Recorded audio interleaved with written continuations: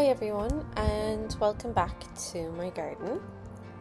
May was super sunny and very dry. I actually looked up the monthly values for total rainfall on our Met Service website, and it was so much less than April but also May last year.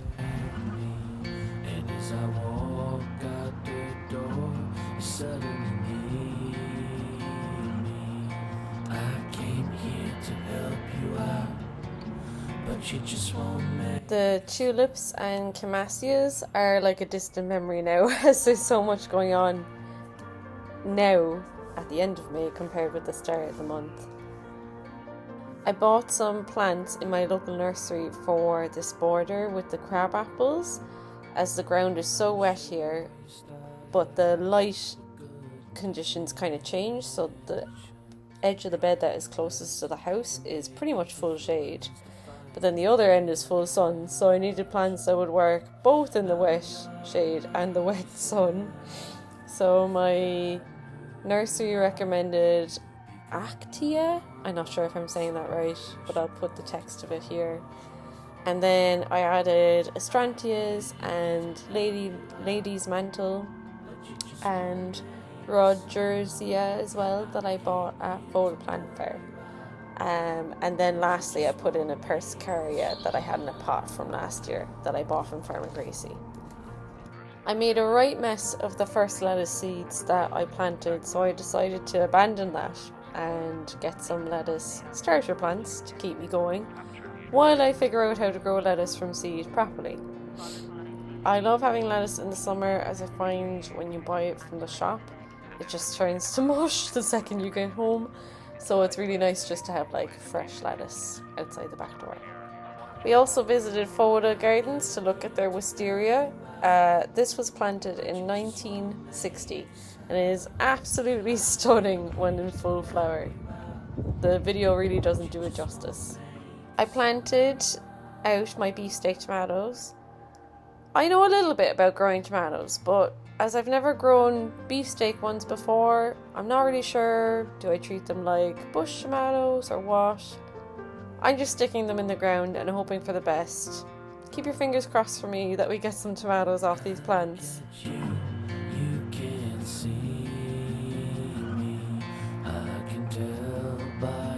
I also potted up my herbs, finally, says you, and my beetroot, and I planted the clematis that I bought last month on my archway.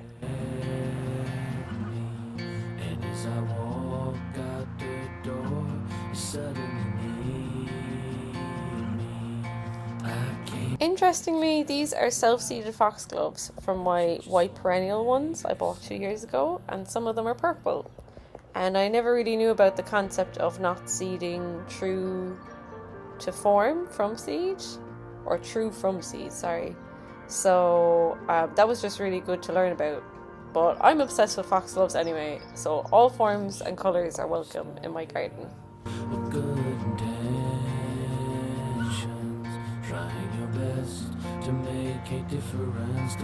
There were a few gaps in the border, so I started to fill them in. I got some Rudbeckia and a perennial sunflower from my mum. I planted out my cosmos that I grew from seed earlier this year, and then spotted these geums that are called Totally Tangerine in the local garden centre, and was like, you're coming home with me.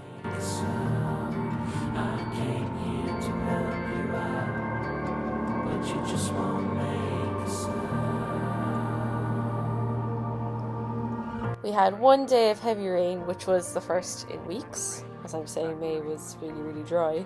Maybe someday I'll write a poetry again. After the hearing. Followed by thinking I was superior. As I was saying, I made a mess of the first lettuce I sowed, so I had another crack at it. And also, the first lot of green beans I sowed were duds, I think. None of them came on, and none that my dad also sowed some from the same packet, and none of his grew either. So I sowed another lot of them. There's so much coming into flower at the moment, but I love these Camassia in particular. I definitely want to get more of them and add them to the garden for next year.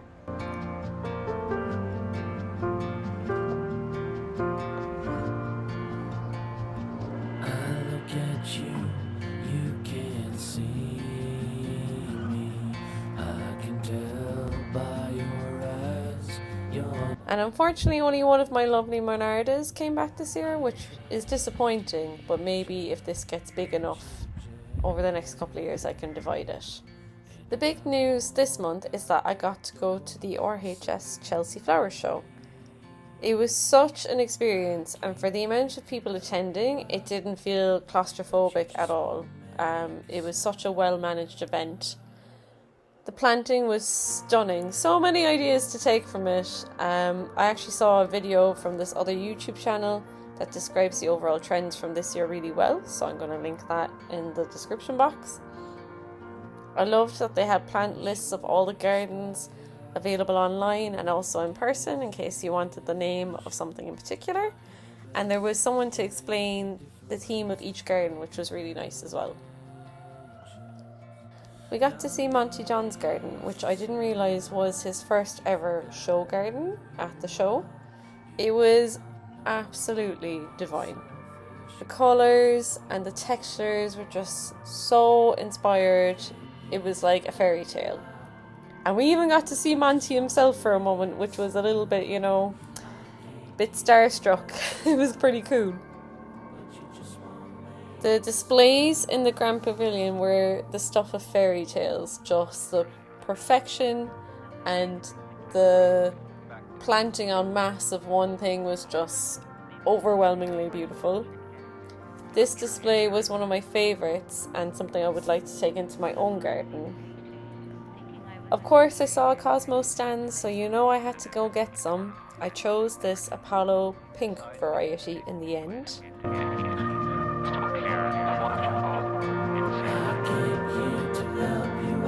And we even got to see some of the filming going on that would be on that evening's coverage of the Chelsea Flower Show, including none other than Adam Frost himself, which again was very cool to see him in real life.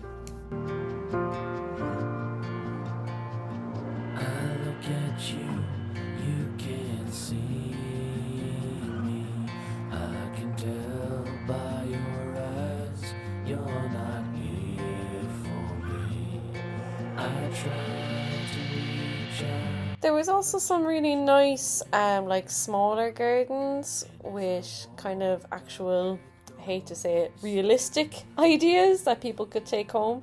A lot of the show gardens are beautiful but just not feasible for someone with a smaller garden. So the weather changed while we were away at Chelsea and has become quite unsettled with a good bit of rain, but luckily the garden and the vegetables are quite happy for that since it's been quite dry and they've been relying on me to water them mostly, so it's good to have a break.